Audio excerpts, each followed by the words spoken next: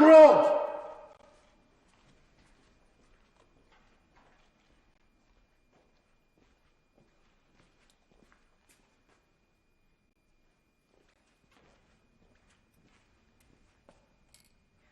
Mr. Speaker, the Lords who are duly authorised by virtue of Her Majesty's Royal Commission to declare her royal assent to acts passed by both Houses and to also declare the prorogation of Parliament desire the presence of this honourable House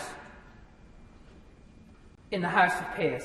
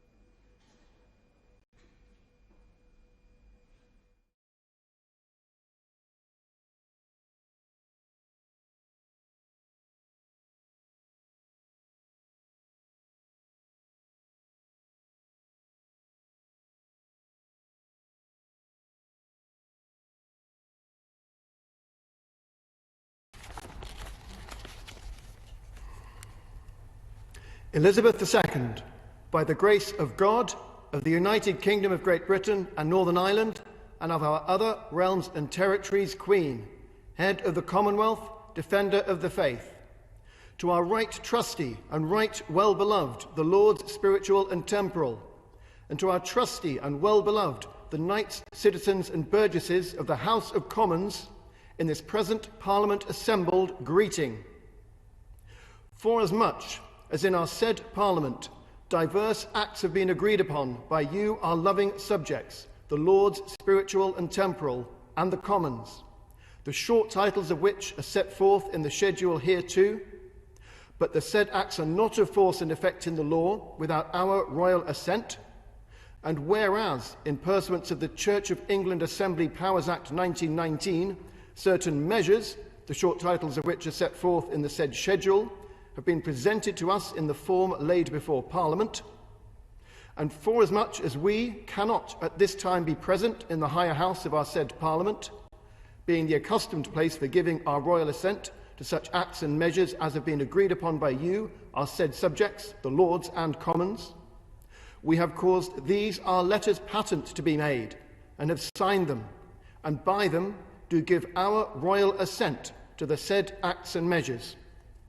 willing that the said acts and measures shall be of the same strength, force and effect as if we had been personally present in the said higher house, and had publicly and in the presence of you all assented to the same, commanding also our commissioners for the custody of the great seal of our realm to seal these our letters with the great seal of our realm, and also commanding the most reverend Father in God, our faithful counsellor, Justin Portal, Archbishop of Canterbury, Primate of all England and Metropolitan, our well-beloved and faithful counsellors, Robert James Buckland, Chancellor of Great Britain, Peter Norman, Lord Fowler, Lord Speaker,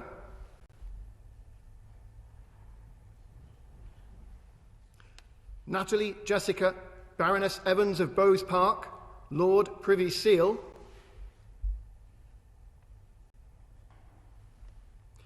Richard Mark, Lord Newby, Igor, Lord Judge, Angela Evans, Baroness Smith of Basildon,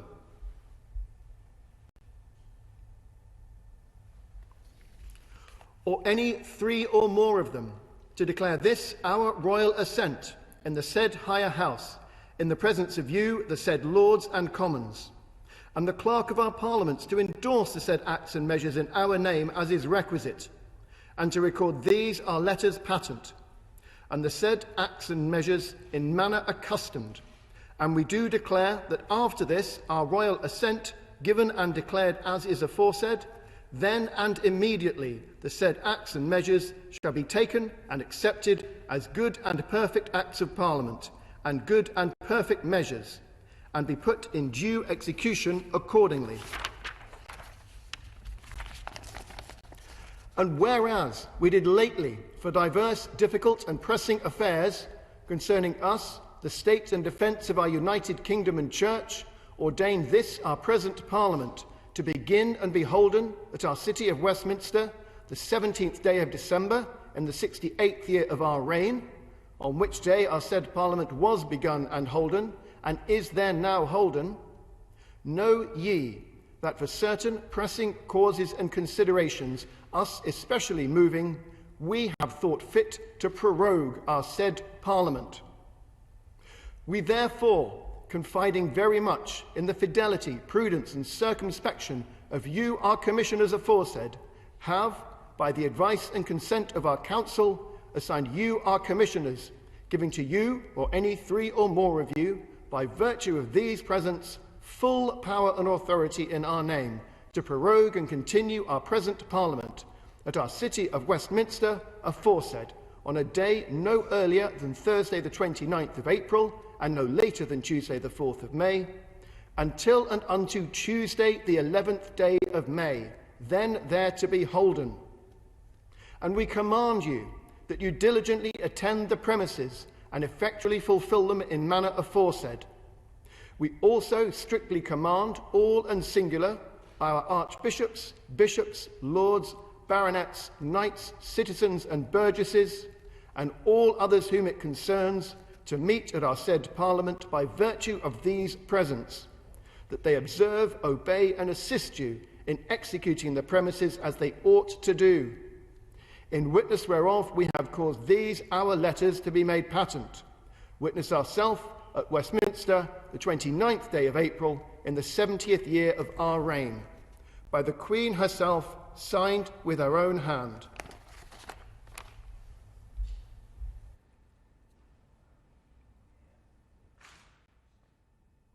In obedience to Her Majesty's commands, and by virtue of the commission which has been now read, we do declare and notify to you, the Lords Spiritual and Temporal and Commons in Parliament assembled, that Her Majesty has given her royal assent to the acts in the commission mentioned, and the clerks are required to pass the same in the usual form and words.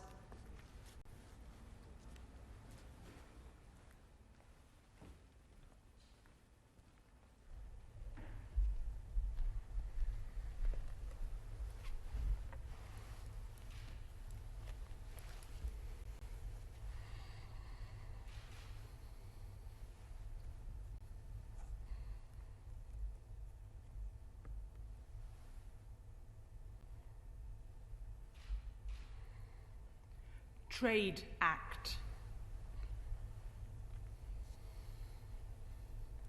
La Reine le vote. Counter-Terrorism and Sentencing Act. La Reine le vote. Air Traffic Management and Unmanned Aircraft Act. La Reine le vote.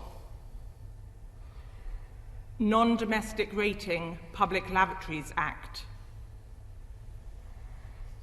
La Reine le vote. Forensic Science Regulator Act. La Reine le vote. British Library Board Power to Borrow Act. La Reine le vote. Education and Training Welfare of Children Act. La Reine le vote. Domestic Abuse Act. La Reine le vote. Prisons Substance Testing Act. Lorraine Levolt.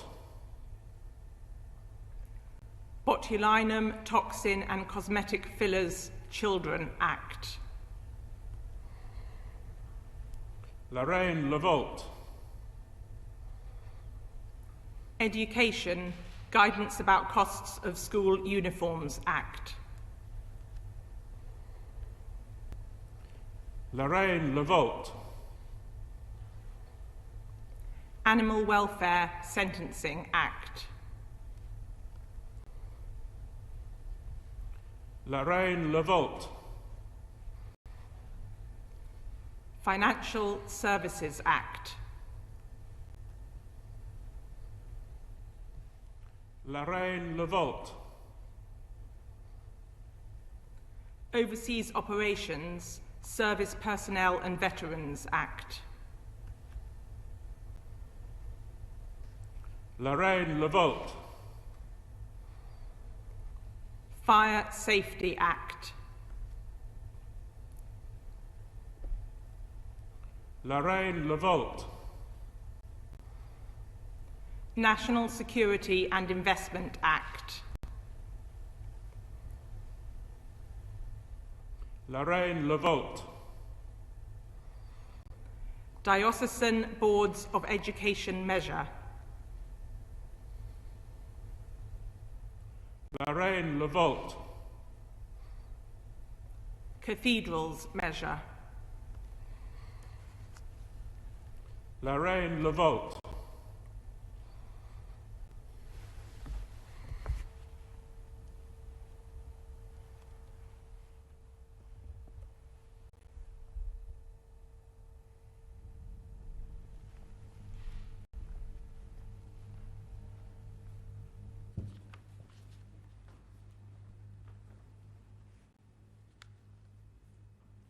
My Lords and members of the House of Commons, we are commanded to deliver to you Her Majesty's speech in Her Majesty's own words. My Lords and members of the House of Commons, in the midst of a global pandemic, my government's legislative programme responded to the needs of the United Kingdom, making sure that public services and businesses had the support they needed. In addition, it progressed domestic reforms to strengthen the Union, increase productivity and protect citizens, and delivered the departure of the United Kingdom from the European Union. My government acted to protect the health and safety of the nation. Legislation was passed to ensure the NHS could continue to provide care for all those in need of it, and that essential public services such as the courts and prisons could continue. My government took action to support jobs, businesses and livelihoods with over £350 billion of financial support, helping to protect over 11 million jobs. To support businesses, my government provided affordable loans, business rates relief and modernised insolvency laws. To facilitate businesses operating under social distancing restrictions, laws were passed to increase flexibilities in planning and licensing decisions. My government took action to support the industries most heavily affected by the pandemic, including tourism, culture and leisure, and took steps to repair the public finances once economic recovery is secure. My government protected the most vulnerable by supporting those who were shielding during the pandemic, placing rough sleepers in emergency accommodation and increasing funding for essential public services. My government worked with the devolved governments in Scotland, Wales and Northern Ireland to ensure all citizens across the United Kingdom shared in the benefits of scientific advances in testing, medicines and vaccines, as well as benefiting from the logistical expertise of our gallant armed forces. My government built one of Europe's largest testing regimes, supporting an evidence-based roadmap to ease restrictions and making it safe to visit loved ones, including in care homes, at the earliest opportunity. My government supported research by British scientists to develop one of the world's most effective vaccines. Following the first deployment of a clinically authorised COVID-19 vaccine anywhere in the world, my government embarked on one of the fastest vaccination programmes. My ministers led international efforts to ensure fair and equitable access to vaccines for every country in the world. Legislation was passed to ensure the United Kingdom's smooth exit from the European Union and the end of the transition period. A comprehensive trade and cooperation agreement was negotiated with the European Union alongside continuity trade agreements with 67 countries. Legislation passed in this session will make the most of the opportunities that being an independent nation brings for the entire United Kingdom. A points-based immigration system was introduced, ending free movement whilst enabling the United Kingdom to welcome skilled workers from across the world.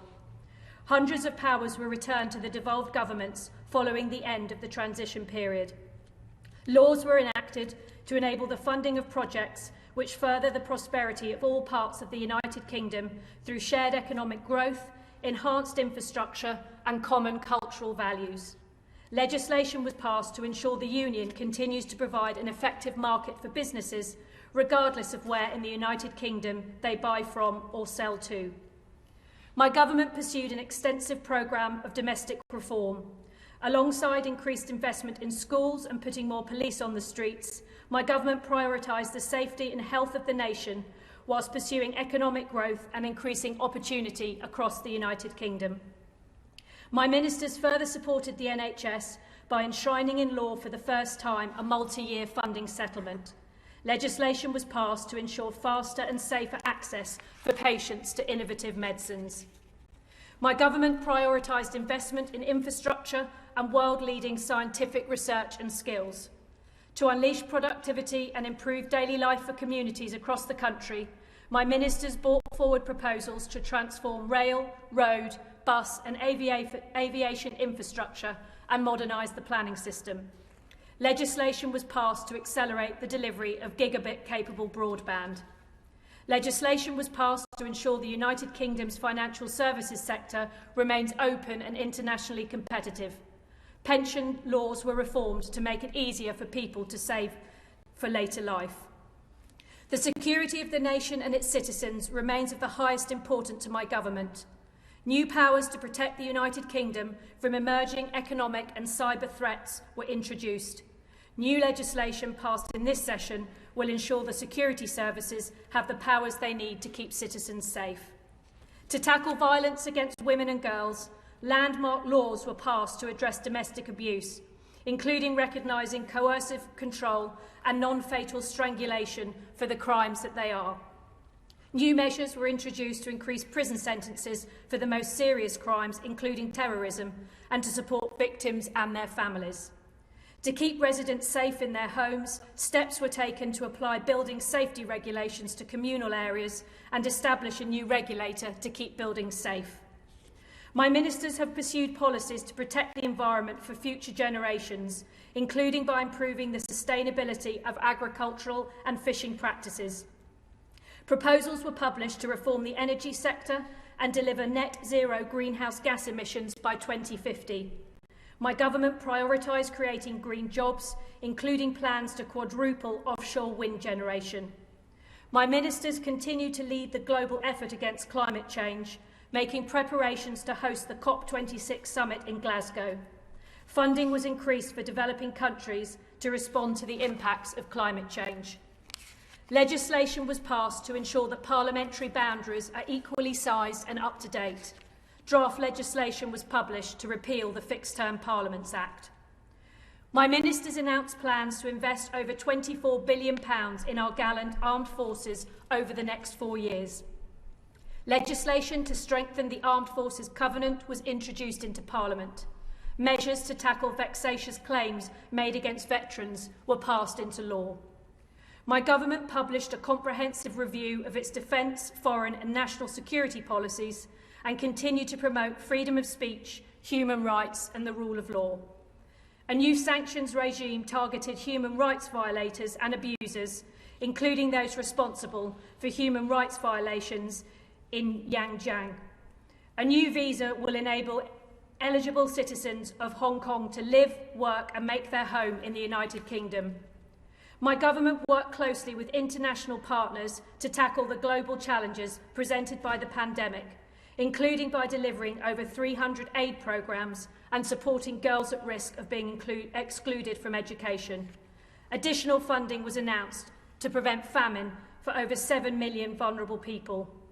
Members of the House of Commons, I thank you for the provisions which you have made for the work and dignity of the Crown and for the public services. My Lords and members of the House of Commons, I pray that the blessing of Almighty God may rest upon your councils. My Lords and members of the House of Commons, by virtue of Her Majesty's Commission, which has been now read, we do, in Her Majesty's name and in obedience to Her Majesty's commands, prorogue this Parliament to Tuesday, the 11th of May, to be then here holden, and this Parliament is accordingly prorogued to Tuesday, the 11th of May.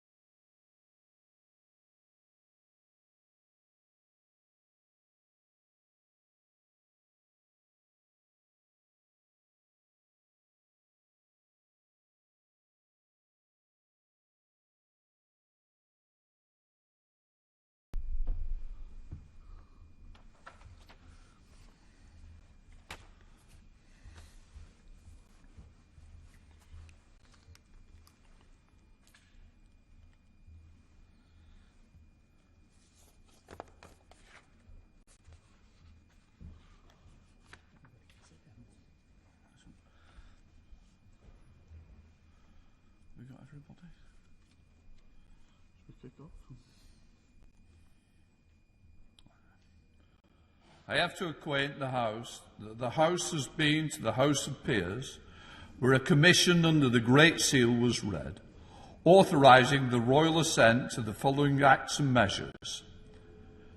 Trade Act 2021, Counter-Terrorism and Sentencing Act 2021, Air Traffic Management and Unmanned Aircraft Act 2021, Non-Domestic Rating Public Laboratories Act 2021, Forensic Science Regulatory Act 2021, British Library Board Power to Borrow Act 2021, Education and Training Welfare of Children Act 2021, Domestic Abuse Act 2021, Prison Substance Testing Act 2021, Botulinum Toxin and Cosmetic Fillers Children's Act 2021, Education Guidance about Costs of School Uniforms Act 2021, Animal Welfare Sentencing Act 2021, Financial Services Act 2021, Overseas Operations, Service Personnel and Veterans Act 2021, Fire Safety Act 2021, National Security and Investment Act 2021, Diocesan Boards of Education Measure 2021, Cathedrals Measures 2021. I have to further acquaint the House that the Leader of the House of Lords, one of the Lords Commissioners, delivered Her Majesty's most gracious speech to both Houses of Parliament in pursuance of Her Majesty's command. For greater accuracy, I have obtained a copy and also directed the terms of the speech be printed in the Journal of the House. Copies are being made available in the Vote Office. The Commission was also proroguing this present Parliament, and the Leader of the House of Lords said, "My Lords and members of the House of Commons, by virtue of Her Majesty's Commission, which has now been read, we do, in Her Majesty's name and in obedience to Her Majesty's commands, prorogue this Parliament to Tuesday, the 11th of May, to be then here holden, and this Parliament is accordingly prorogued to Tuesday, the 11th of May."